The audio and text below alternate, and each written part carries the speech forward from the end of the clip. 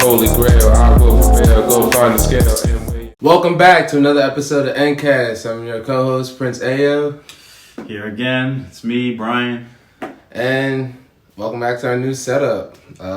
We decided not to have a table in front of us. First off, we haven't even been in the same room for a couple of months, to be honest. We've been doing Skype calls to continue the podcast. Brian, it's nice to see you flesh and blood, in person after a couple of months. Yeah, I've been letting my hair grow out a bit. Yeah, let mine grow a little bit too, so. But let's catch up. What's new with you? It's been like almost a month since we last recorded. It's been, what you said, like April since I've been here. These past month, I believe last time we recorded, I mentioned how I finished out the semester, my spring semester at school. So I'm in this little break period until my summer class kicks in about a week from now. So this whole time I've just been hanging out at home, watching a little TV. But I think the big thing that I've been doing is spending this time quarantine, picking up a new hobby. I figured since I'm probably going to be spending the better part of the next 10 to 12 months, in my house, I figured it was a pretty good time to learn something new. And what I've been doing is learning guitar. Nice. I picked up an electric guitar about a couple weeks ago, started playing it. I signed up for some online lessons. They're not live classes, but they're kind of videos and tutorials and stuff like that. And I think it's been working well for me. I feel like I've come a long way these past couple weeks, and I've been really enjoying it. I actually just recently returned that guitar I just bought. I actually plan on switching out for a different one, just because I've just done some research and I've finally got a basic feel for the guitar, and I think I'm gonna try something new out. But since I'm a left-handed guitarist, I had to special order it. I can't just go into the Guitar Center, pick one off a shelf. That makes sense. Yeah, get a special design for left-handed specialists. But Prince, what have you been up to? I think a couple of episodes ago I was talking about picking up new skills and hobbies and stuff like that. Guitar was one, finishing certain books, doing more podcasts. I graduated with my master's. Yay. In cybersecurity management and policy. So I'm in the IT field with that one. I think next for that is getting my certs, my IT certs. It just helps solidify your specialties in the field when you have certificates. So and then I'm gonna start heading towards that way. Probably passing some exams. Yeah. The grind for IT never really stops. No. You're always kind of learning new things. But that's the part of IT, because everything evolves. It always evolves on a pretty regular basis. Micro and grand scale. So, but I'm really liking our setup. I'm not gonna lie. I can build off this. The table was kind of in the way. I felt like we were news broadcasting. Yeah, you're today's news. No, we're not doing that. The news at 11. No, we're not doing all that. We're here to chill and have a conversation. But enough about us. Let's just get into the topic that's the elephant in the room. Yeah. So the last time that you and I recorded, this was kind of starting to take off a little bit, but it's just blown wide open these past few weeks, and that is the Black Lives Matter movement. There you go. And the protests and occasional riots that have been happening over this country, and yeah, it's a pretty big deal because it's kind of been taking the whole country by storm. Because, in the past, within these past few years, the Black Lives Matter movement kind of started, I believe, when, I think the first person, the first death that really kicked it off was, Floyd. Floyd was, what kicked off, this new wave, but I'm talking about, a few years ago, I believe it was, Freddie Gray. Yeah, it's just, so the movement started in 2013, but when I first remember it was Tamir I thought Freddie Gray Rice. was 2013. Tamir Rice died in 2012. Tamir Rice, Tamir Rice. And he was the one who had the gun at the park, and that's when there was a big controversy with the kneeling, because it was a couple cases back, like years back, but the kneeling was in 2016, and that's when like it was a big controversy. But I think like the Skittles back, like Tamir Rice was in the Skittles back. That was Trayvon Martin. Trayvon Martin was in 2012. I remember that, and then people had an uproar, and then right before the movement started, Michael Brown died. Yeah. So when Michael Brown died, that's when it was just like a big uproar. That was Ferguson, right? Yeah, because there's a lot of kids to get involved. Like it was Tamir Rice, Trayvon Martin, then Michael Brown. Michael Brown was like 17 years old, 16, 17 years old. And then it was just a big uproar. It's like, now you're just going after kids. And then there's Eric Gardner. He was a big highlight. Yeah, Eric Gardner. And even though we're naming all these people, it's not to like not take account for the other deaths that were happening around the world. These are the ones that have just been widely reported. Yeah, exactly. And yet, like, you saw like a paradigm shift every time like those names came up, because like you could tell like the intensity of the people and how they were reacting to it, even though it made like national news and stuff like that. See, the reason why I mentioned Freddie Gray earlier is because I believe that was the first one where we saw like a real riot. Like, remember the riot in Baltimore? And I remember that was happening. That was when I was like a freshman in college. So that was like 2014. 2014, 2015-ish. And I remember that was getting like a lot of news coverage at the time. And I've always felt like that was like kind of like the precursor to what we have today. Because like what we saw then is now been like kind of like applied to like the whole country now. I'm just going off of the timeline. Yeah. The timeline where I remember Black Lives Matter started in 2013. Before that, it was a lot of kids getting killed. Like, let alone like black men and women. It was like a lot of kids, and that's when it was just like, all right, like you're thinking of us as subhumans. Like, this is a problem. But since we're talking about it, I have kind of an issue with Black Lives Matter, the organization. I think I talked about this offline with you. I'm okay with the sentiment, and I'm okay with like the movement, but the reason why I have a problem with the organization is because like I said, this has started since 2013, and it seems like it doesn't only get amplified until like election seasons. Like 2016, that's when it got re-amplified again. Like, it started in 2013, and then 3 years later, 2016, that's when it started amping up again. And then, like, there were still riots and stuff in the next year and stuff, but it wasn't getting as much like commotion and stuff like that. So it was dying down as a trend. And now 2020. Granted, this year's special. This year's special because you had the virus. You have people cooped up in the house. They're bored. So like that's all a concoction just to get people riled up to get out the house, you know. But then I feel this like this trend vibe again about it again. Does that make sense? Like it's being treated as a trend when the purpose is for actual change for black people. I'm saying black because it's like, yeah, people of color, but like it has to start with black people. Black people. Yes. You know what I'm saying? Like, yeah, like this is where I'm feeling like it's starting to dive off as a trend. And it seems like a vicious cycle. And that's why I have a problem with like the organization of Black Lives Matter and the sentiment.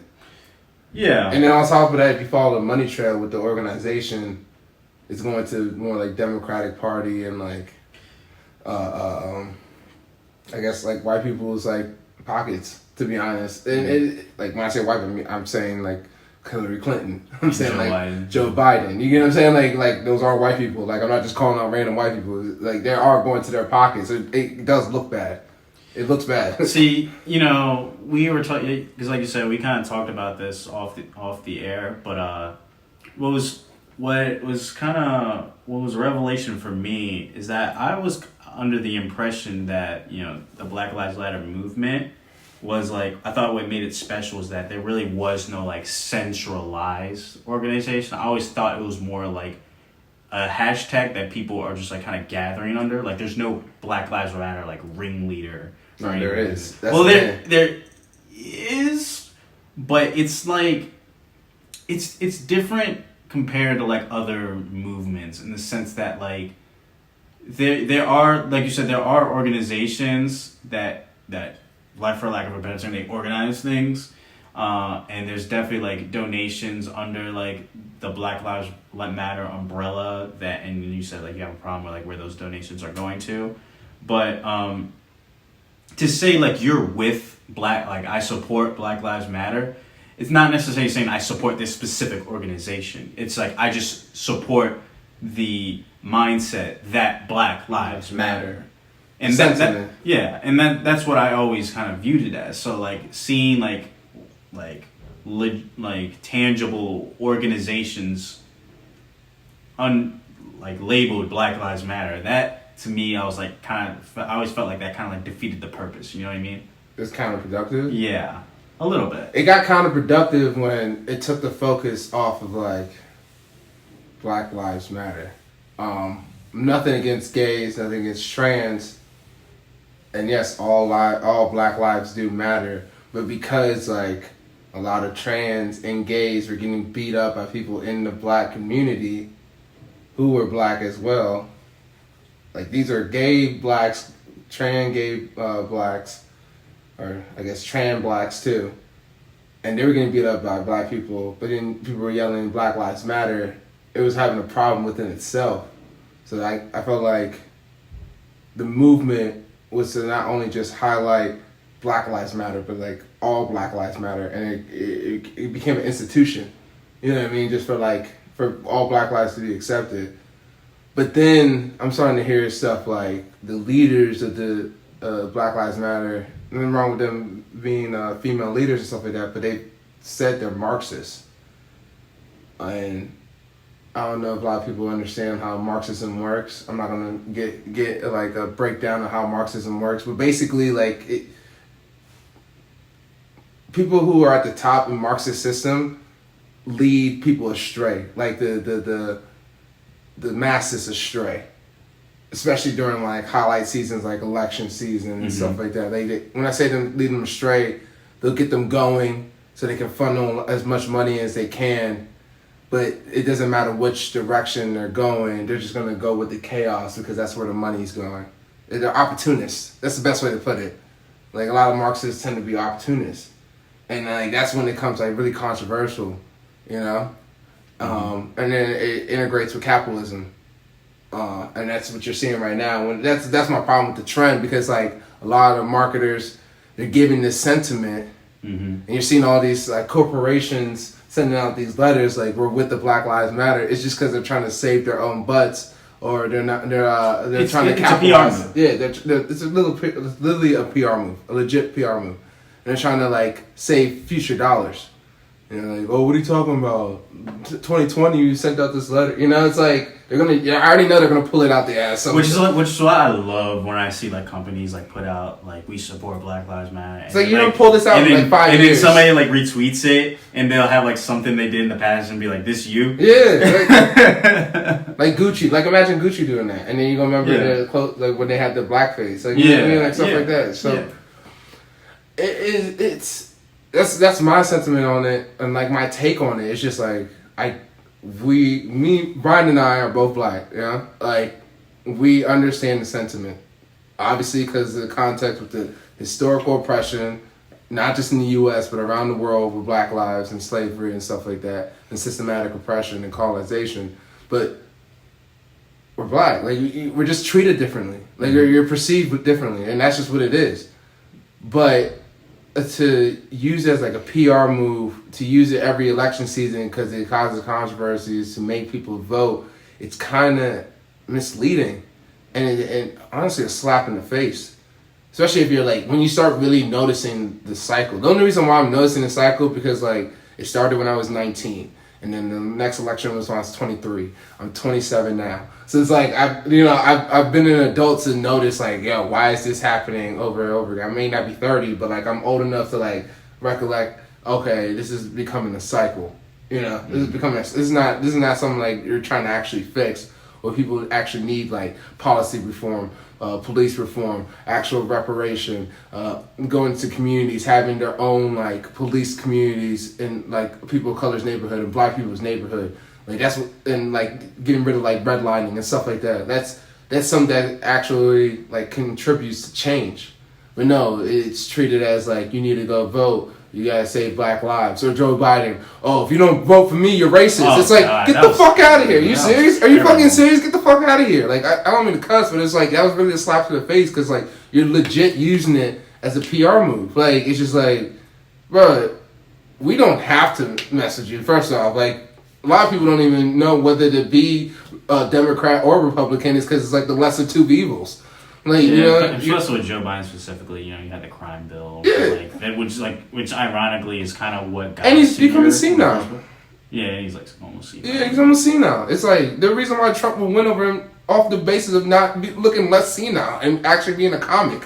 I'm not giving Trump a higher card. I'm just saying he could be a comic and hold people's attention over somebody going, what did I say again? You know what I mean? Like you can hold attention with comedian attributes and like just talking and rambling. Like maybe just full of it. Obviously he's full of it, but it's just like, yo, like you gotta do better.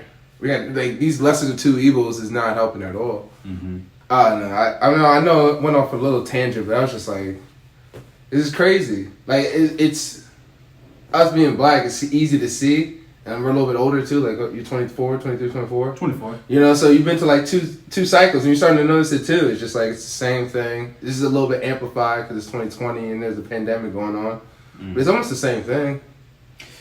Yeah, so my thoughts on that, your thoughts on like the cycle, is just that the way that, you know, these elections work is that any sort of like relevant, you know, topic gets highlighted, and like because in this sort of part of the cycle, right, you know, where you have candidates that are running for a re-election or running as a new candidate, and the way like our media operates is like it takes all these topics and it kind of like, you know, brings them around to all these different circles.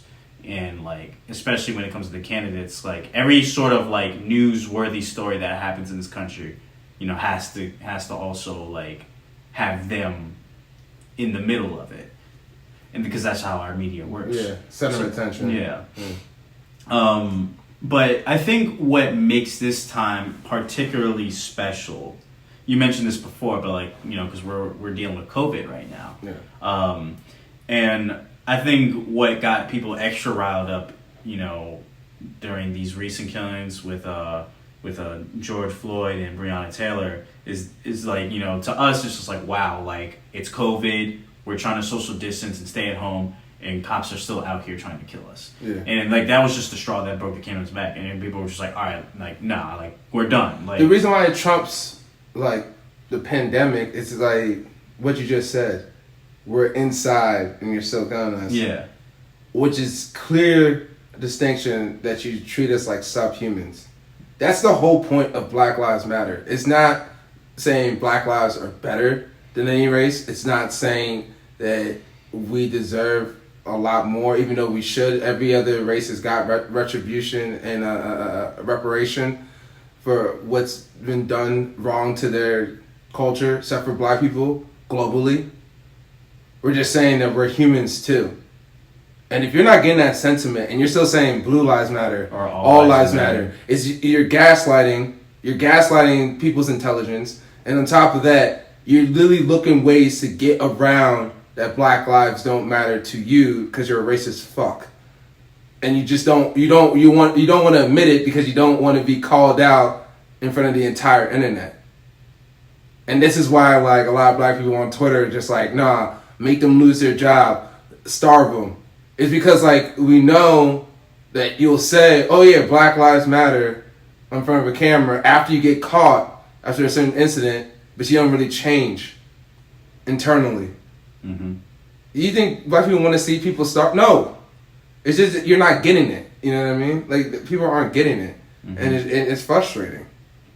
You know, it's frustrating that you have to like be like, yeah, like we don't mean just Black Lives Matter. We're saying that we matter too because we're not subhumans.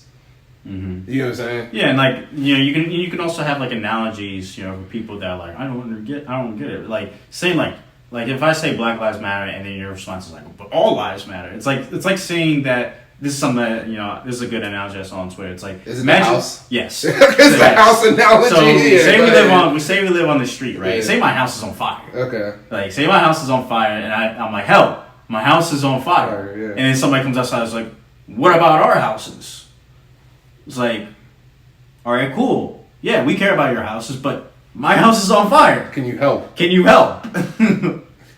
And I honestly believe, and this is my take on it, my biased opinion, at least in America, it has a lot to do with, one, obviously ignorance, but two, patriotism. Like, people, this needs to be said right now, people of color and Black Americans do not look at patriotism in America the same as white people. I'm saying that right now. And you can debate me on it and all that. I know I said it right there. But you can debate me on it, all that. I don't care. Like, we do not see patriotism the same. There's many Black Americans who serve. There's many Black Americans who are patriotic. But the patriotism to them is like, I fought for this country, but I know I'm still going to deal with racism.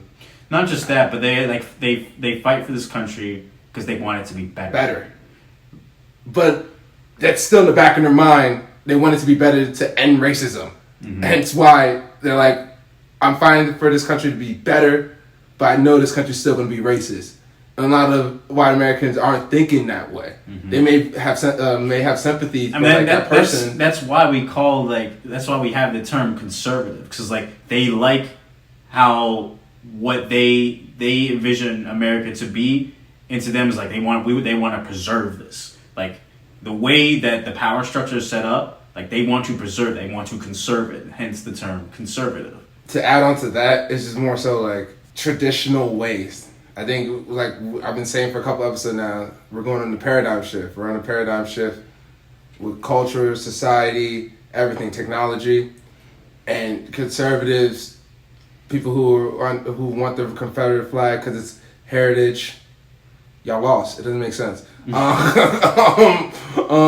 That they want to keep that. They want to preserve it. It's just like that's holding this country back. And you're gonna have controversy every time you wear that hat or every time you wear that clothing. It's like people have no meanings behind that, and it offends other people. But you don't care that it offends other people. Why should that person who sees you wearing that care about you? It's just a little weird. It's like, yo, like I get heritage, but you're not seeing the bigger picture.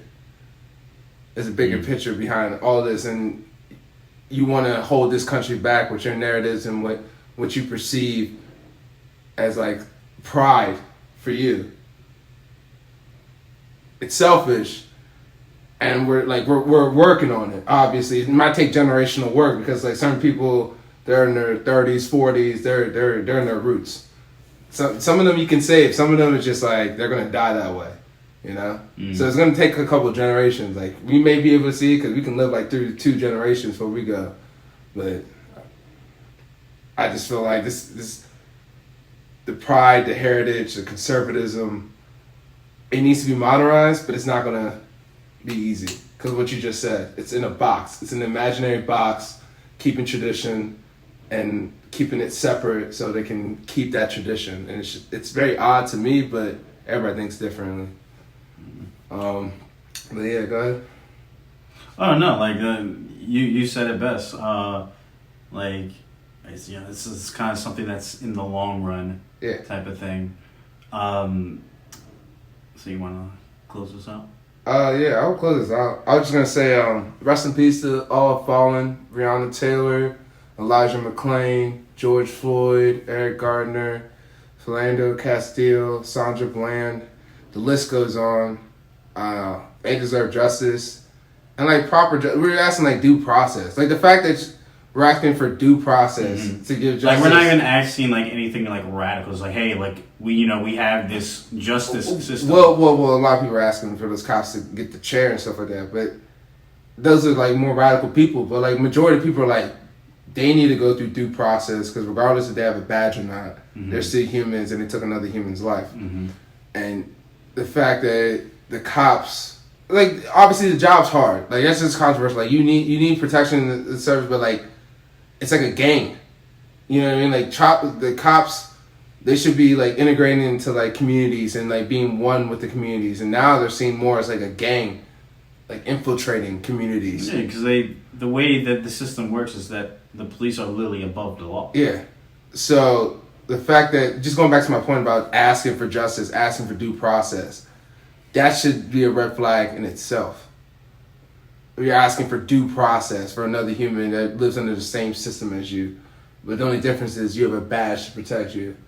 So it's a lot of hypocrisy behind that. And of course there's going to be an uproar. But I guess I'll close this out. This topic is not just some short form topic. It's just something that Brian and I really wanted to talk about, especially what's been going on for the past like 5-6 weeks now. And this is something that will kind of be like a reoccurring thing. Yeah. With our discussions going forward, like this is not just like, hey, here are our thoughts on it, and then we're just gonna leave it at that. Like, no, like this is something that we'll be referencing time and time again. Exactly. So I'll do my plugins because I already gave my last thought. So I'll do my plugins. If you want to find me on Twitter, Nigma Prince, NIGMAPRINCE. Want to find me on IG? My personal is P._NIGMA. And then our podcast Instagram is at N_cast CAST_. And yeah, that's it. And if you want to follow me on Twitter, that's Brian Lives Life. BrianLivesLife. Dope. Yeah, so Black Lives Matter. Whatever you think about the organization, you can think about the money trail. I know everybody, at least in the United States, is all about money. But when we're saying Black Lives Matter, it's about the sentiment. It's not saying that we trump over the next person. We're just saying we're not subhumans. Like, we bleed red just like you. We have intelligence just like you. We just want to be treated the same. And that's the message, period. It's not a trend. Brian, you already know what to do. 안녕히가세요. 동안해요. Till next time, y'all. Man, I'm not trying to lecture y'all. Do you? It's such a vibe, can't be out here just getting by.